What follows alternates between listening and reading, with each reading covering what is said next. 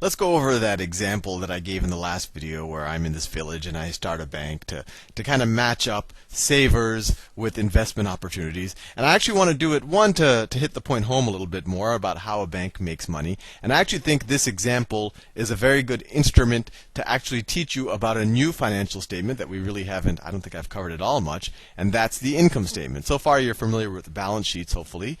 And now we'll learn what an income statement is. So let's say that this is my balance sheet at the beginning of my first year of operation, at the beginning of year one. And let me see if I can recreate it. I think I had said that I had originally capitalized this company with $1 million. That was coming from my savings, or maybe I went to 10 of my friends and they gave me $100,000 each. But we don't care about how that equity was raised. All we know is that we had $1 million.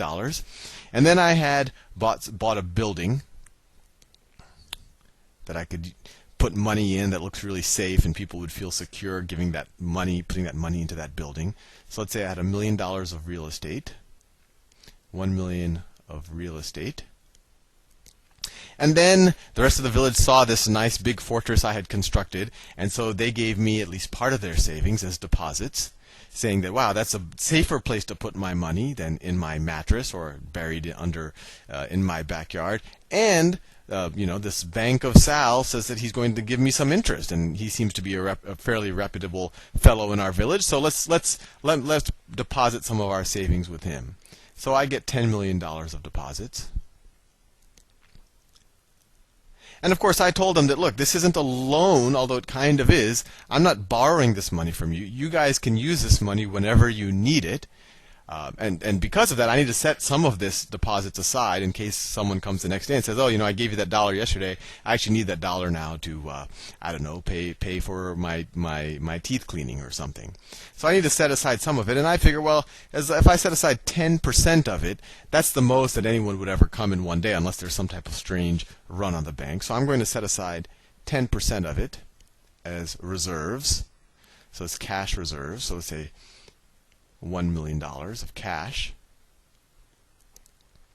$1 million of cash. If I thought for some reason that there's a higher likelihood of everyone coming at once for their money, or a large percentage of the people coming at once, I'd want larger reserves.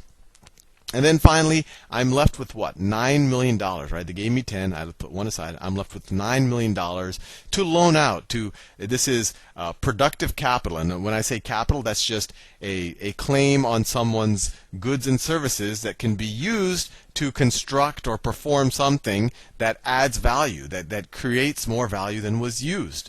So that's $9 million of loans. And I know I always keep talking in those terms, and I do that because I think in our society today we get so fixated with the points, and that's money or the dollar bills, that we often forget what the points represent. The points or the money represents claims on goods and services. I've actually I've met people who become obsessed with like on Khan Academy, I get emails from people who want to get extra points on their account, and they're obsessed with it, and it's just a number. But what's important is, what does a point system really do for you? And in money, those points represent future claims on goods and services. But anyway, so this is how my balance sheet looked at the beginning of year one. And I said, well, I'm going to be getting in 10% on these loans. And let's say that I'm very good and none of them default, and I really do get my 10%. And I said that I'm going to pay these people out 5%. Right? So what happens over the course of that year? So how much interest income am I going to get? Interest income. Interest income. Let's call that interest inc. Interest income. So 9 million times 10%, I'm going to get $900,000. $900,000. And then what's my interest expense?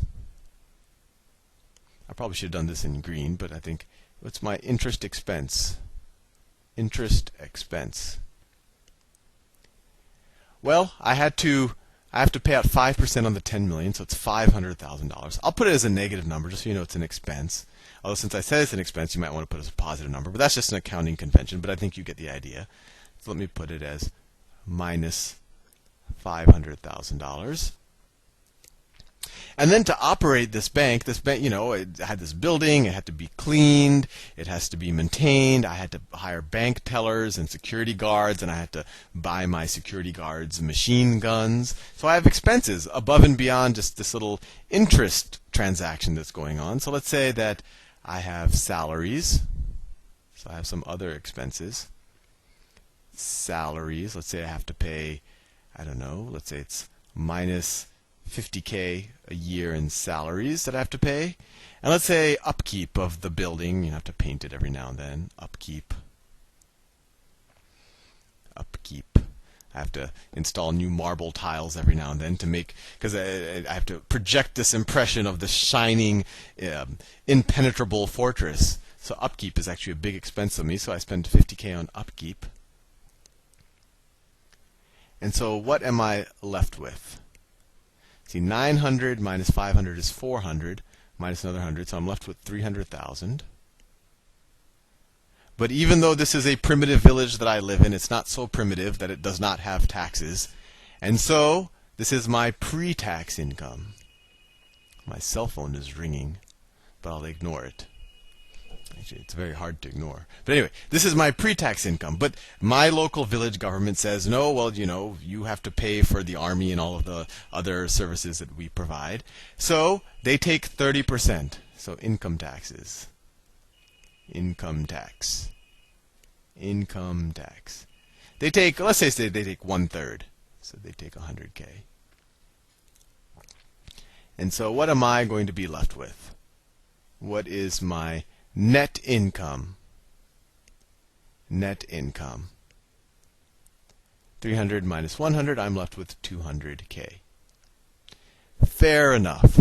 And just so you know, this is the income statement, and I'm going to talk a little bit about how all of these match up. So let me draw a big, nice box around it, just so it looks like a proper statement of something. So what is my balance sheet going to look like at the end of the year? At the end of the year, given that this is how much money I made. Let's say those loans, they haven't been paid off, just people paid the 10% interest on them. So I still have those loans on my balance sheet. Let me draw the loans. So I still have $9 million of assets, which are those loans. They haven't paid them off. I still have the building, and actually since I spent $50,000 on upkeep, all of the wear and tear was kind of made up for with my upkeep, so it's still worth $1 million. So I still have $1 million building, $9 million of loans outstanding. I had $1 million of cash, and now how much cash do I have? Well, I had that $1 million before, and I'm assuming that my overall level of deposits do not change over the course of the year. So I had $1 million of cash, and nothing dramatic happens with the deposits. $1 million of cash. Over the course of the year, I show right here I made $200,000, and this $200,000 is essentially going to be cash now. So now I have $1.2 million of cash. $1.2 million of cash. My deposits haven't changed. I still have $10 million of deposits. I still have $10 million of deposits. Those are liabilities because I owe them to the people who've deposited their money with me. I owe them money. And so what am I left with? What is my equity? My equity was $1 million. What is my equity now? Well, equity is just total assets minus total liabilities. So what are my total assets now? 9 plus 1 is 10 plus 1.2. I have 11.2 million of total assets minus my total liabilities minus 10. So I have 1.2 million now of equity. 1.2 million of equity. Now something interesting has happened. What has been my change in equity? I had $1 million of equity. Now I have $1.2 million of equity. So my change in equity, so $1 million to $1.2 million. So we could call it, if you're used to the math notation, you could use that delta notation. So that triangle just means change. My change in equity is equal to $200,000. And that is the same thing as your net income. So, what is an income statement? Well, first of all, this is an income statement.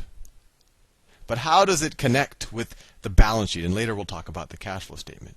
Well, a balance sheet is just a snapshot of what you have and what you owe at any given point in time.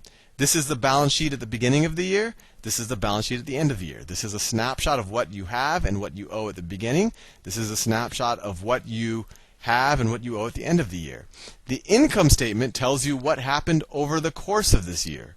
So it essentially tells you how did you get from this balance sheet to this balance sheet.